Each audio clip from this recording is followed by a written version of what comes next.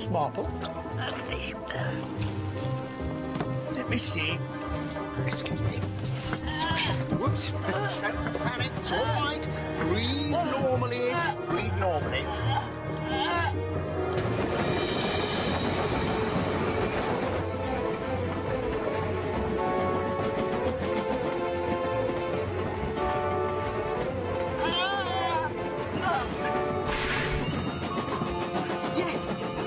Yes! That's him!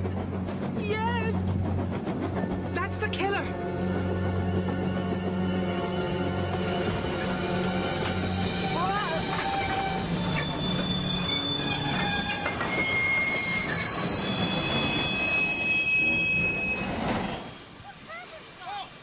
Come on, Doctor.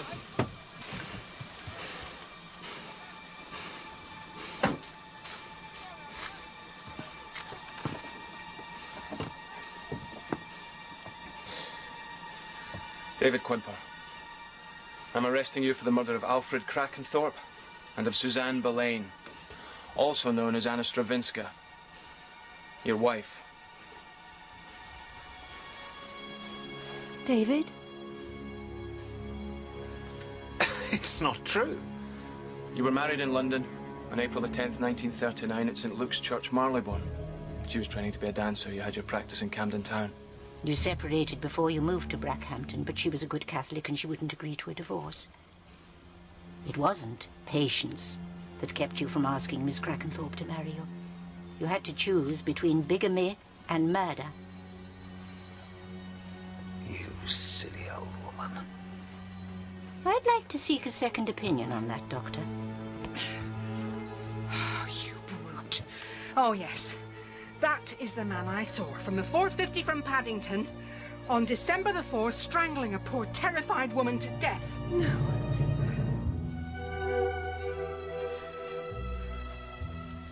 Come on, David.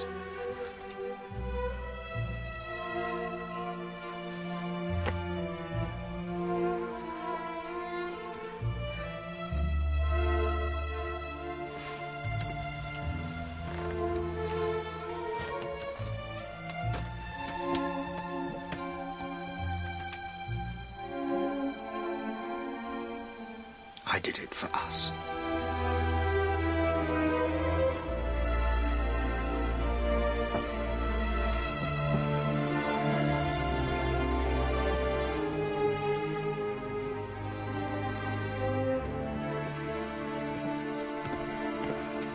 Good job. Elspeth McGillicuddy. How was your flight? Only for you, Jane. Well then. I am so very sorry. I have to know. I imagine it was money she wanted when she contacted him. Her career was coming to an end, after all. Or perhaps she hoped for a reconciliation. Whatever the reason, he made his plans and invited her down to talk things over.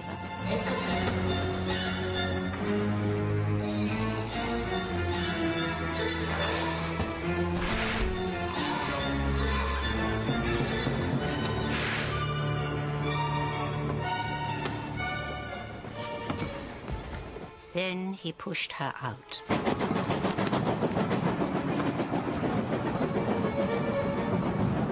Later, knowing the family were inside, remembering Agnes, he took the body to the mausoleum. He knew it would be discovered eventually, which is why he sent that letter, supposedly from Martine. Suspicion would fall on the family, not him. Then why try to give Alfred an alibi? Telling Inspector Campbell he saw him at the King's Head at the time of the murder. He was really giving himself an alibi. He knew Alfred would be dead by the time Tom checked up. You mean it was Alfred he meant to kill when he poisoned us, not Dad? Oh, yes. He had the greatest respect for both your parents. And he would have waited for you however long your father lived. Why kill Alfred? I believe Alfred was blackmailing him. He'd seen something which only made sense later. He'd seen him plant the receipt he'd written with Martine's name on it. A clue for the boys to find, now that the body had been discovered earlier than he had anticipated. Where did you find this? Stuck in the holly bush. He said he was expecting money when he came into the... I'm getting my hands on a nice little bit of cash soon.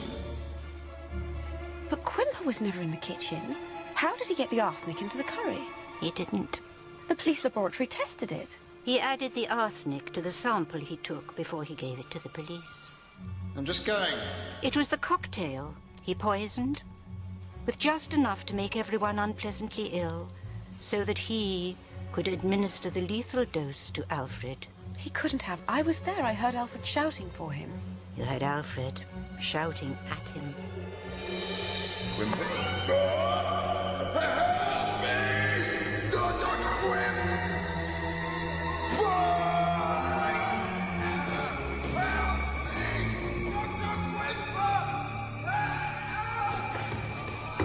That's Alfred.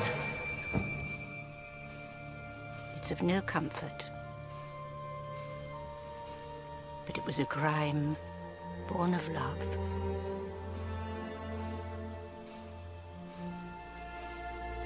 It's only love that matters.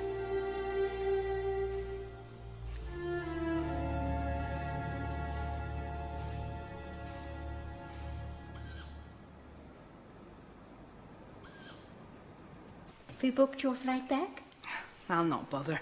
It's all a bit sticky. Oh, how was Roddy? Thriving. I met his new lady friend. She was a decent sort. Oh, there's a girl who's spoilt for choice. There's a girl who travels alone. I'll take your bags. There's no need. I can manage that, Mr. Eastleigh.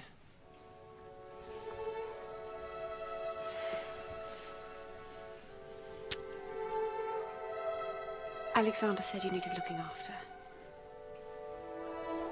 I guess I do. Then I hope you find someone, Brian. Truly.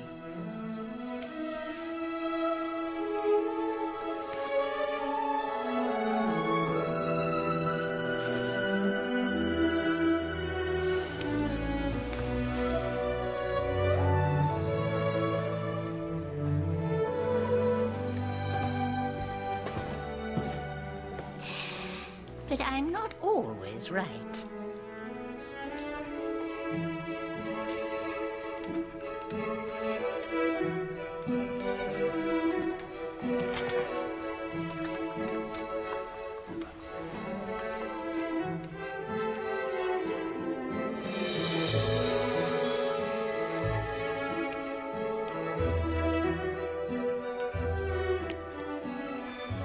Happy Christmas. Happy Christmas. Jane. Tom.